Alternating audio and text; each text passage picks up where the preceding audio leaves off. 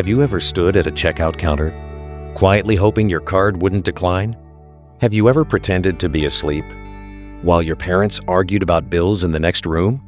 Have you ever worn last year's clothes to a school meeting and felt like people were looking just a second too long? If you grew up in a low-income household, there are certain memories you never forget.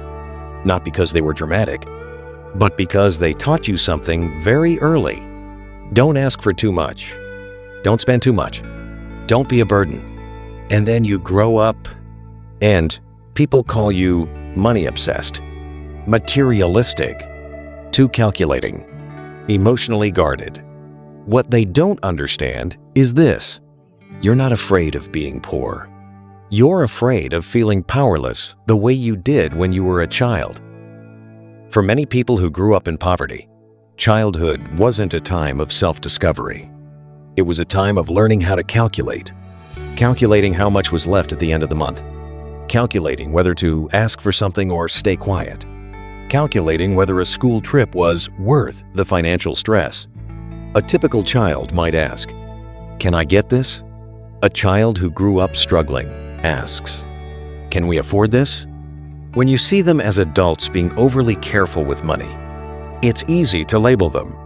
But what they're really afraid of is being trapped. Trapped in a situation with no exit, no savings, no choice. For them, money isn't luxury. It's leverage. It's safety. It's the ability to leave. Question for you. Have you ever felt a spike of anxiety when your bank balance dropped, even though you were technically okay? That's not greed. That's memory. People often say, "You're so independent. You don't rely on anyone. You're strong." But independence can be built in survival mode. When you grow up hearing, "We can't afford that," you need to understand our situation. Just deal with it. You learn something dangerous. Don't need too much. Don't expect too much. Handle it yourself. So as adults, they struggle to ask for help. They struggle to lean on someone. They struggle to believe someone will stay. You might call them emotionally distant, but maybe they just never experienced what it feels like to be consistently supported.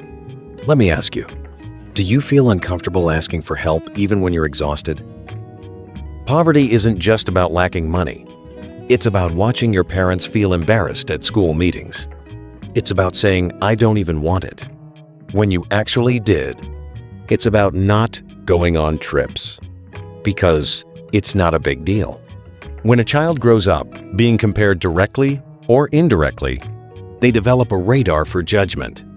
So as adults, they work twice as hard, overprove their value, react strongly to jokes about money, hate being underestimated. Not because they think they're less than, but because they remember what it felt like to be treated that way. Have you ever chased success just to make sure no one could look down on you again? When someone who grew up with scarcity enters love, they might tightly control finances, overthink the future, fear, dependence, or give too much to avoid losing someone. Why? Because somewhere deep down is a quiet question. What if everything falls apart? They're not afraid of being poor. They're afraid of losing stability, of having no backup plan, of not having a way out. They may love deeply, but they're always preparing for impact. And that can look like coldness, or over-practicality, or a lack of romance. But maybe it's protection. Not everyone who grew up poor is wounded, but many carry invisible fear. The issue isn't their past. The issue is that society judges behavior without understanding psychological history. We call them too ambitious. Maybe they just don't want to relive their childhood. We call them too sensitive. Maybe they just don't want to be dismissed again. We call them hard to trust. Maybe trust was never modeled for them. There's a difference between personality and adaptation. If you grew up in poverty, you probably became strong very early. But strength isn't supposed to be permanent armor. You don't have to prove your worth forever. You don't have to earn enough money to deserve love. You don't have to do everything alone, just because you once had to. Survival mechanisms helped you survive. But not every survival mechanism needs to follow you into safety. If you saw yourself in this video, I want you to hear this clearly. You're not too sensitive. You're not too anxious. You're not money obsessed.